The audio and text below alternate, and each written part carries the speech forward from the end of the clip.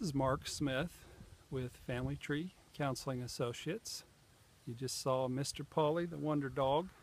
It's a beautiful fall, crisp morning in the Indianapolis area. Last night I went and saw the new Steve Jobs movie. Didn't like it. It focused, I thought, too much on Steve Jobs's dysfunction and his narcissism and arrogance. There was a lot of dialogue. It really wasn't a movie. It was more like a screenplay, like a play where he scurried around and just before doing his presentations and had meaningful dialogue with people. It was sort of weird. The term Cognitive Distortion Fields was coined by Bud Tribble at Apple Computer in 1981 to describe Steve Jobs' charisma and its effects on the developers of the Macintosh project. Tribble said that the term came from Star Trek. In the Menagerie episode, it was used to describe how aliens created their own new world through mental force. So, Steve Jobs was known to have that charisma and that confidence to change the world, but his cognitive distortion field kept him many times from seeing reality. His cognitive distortion field was a defense mechanism, I believe, for his deep sense of inadequacy and abandonment issues. It said as much during the movie because they had some dialogue about him being adopted and, farmed out by his parents and having love withheld during his first year. So, cognitive distortion field. We all have cognitive distortion fields. Another word for it is denial. Another words for it could be defense mechanisms, counterdependency, narcissism.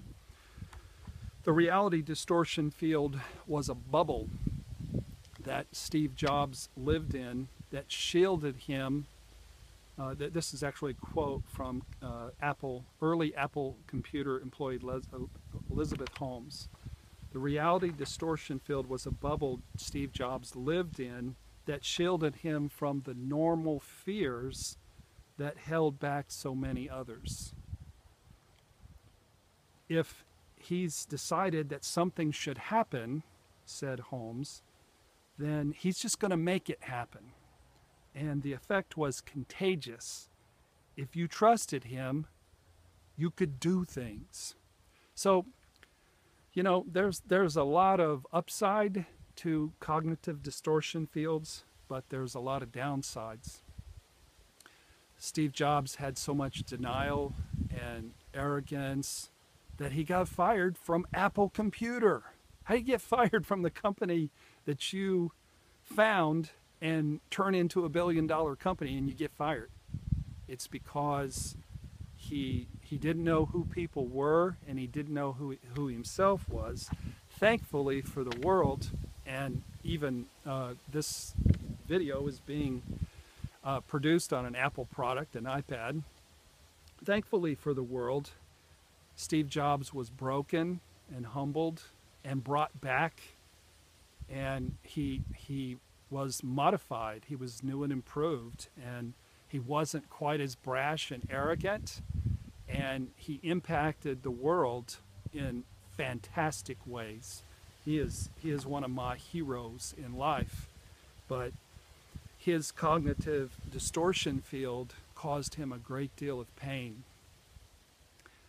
Pain, is an awful thing. It's a fearsome thing, but it's a wonderful thing. And I work with so many people. They've come in and basically their view of reality has been destroyed. Their partner has had an affair. or they have lost their job, or their marriage has become untenable and miserable. And what I try to teach people is to embrace their pain. And the question, the thing to focus on isn't how can the other person change, or how can we change and bend reality. It's how can I change? What am I contributing to the dysfunction? That's the work in marital therapy, is helping the clients really see and hear the other person and really empathize with the other person and show tenderness and kindness and acceptance and compassion for the pain that that other person has. I see that every week in my practice, a shifting from a really antagonistic, angry, attacking style to a safe environment where people are able to truly see each other. I have to admit that I had a very huge cognitive distortion field where I didn't really know who I was. I was getting a lot of things done, not on the scale of Steve Jobs, but I had 12 therapists working at Family Tree, and had a pretty fiance, and was making good money, and just flew to Myrtle Beach and bought a beautiful sports car convertible. I thought I was living large, but I didn't know who I was. I didn't know who my fiance was, and the universe has introduced me to my actual self, and he's a much humbler, less impressive fellow than I thought I was.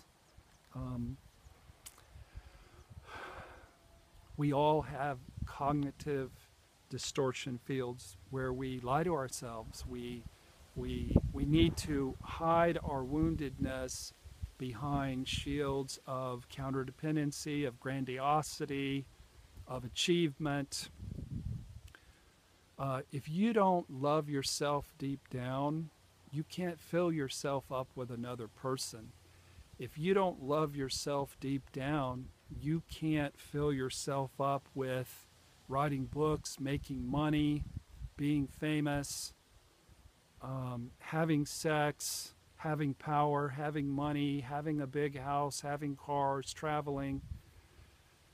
So underneath the denial, underneath the misperceptions of who we are, for all of us, there's a wounded little kid at our core. And recovery and therapy is all about getting to know that wounded little kid and doing a lot of crying, doing a lot of emotional healing, and learning truly how to embrace and love oneself and not have to fill yourself up with other things and other people. I'm grateful for the healing. I'm grateful for all I've learned, and I'm grateful even for the pain. I'm grateful to anybody in my life who shines a light on who I really am. That looks like the enemy, but it's not the enemy. It's your real self coming knocking on your door, trying to introduce you to yourself. When Steve Jobs got fired, I'm sure he thought it was a horrific thing, and that he should fight it, and that the people who pulled it off were his enemies.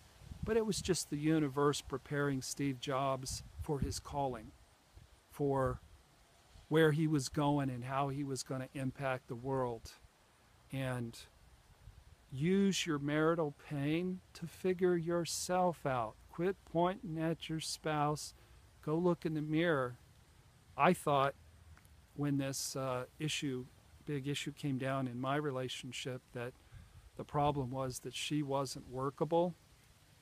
And I'm starting to believe that maybe she was, but maybe I wasn't. I was too raw.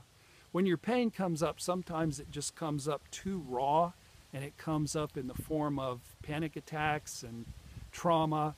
And then you got to heal the trauma first before you're going to be ready to sit down and do business with that other person, or even really do business with yourself. So encourage you to take a long, hard look at who you really are. Study the comments and the feedback of your significant other, and drain every little bit of healing and growth out of any kind of pain that comes in your life. Ultimately, you'll be a better person, a healthier person, and a blessed person as a result. Hey, listen, if you haven't joined our YouTube channel, join us at Family Tree Counseling on YouTube, and visit our website, familytreecounseling.com.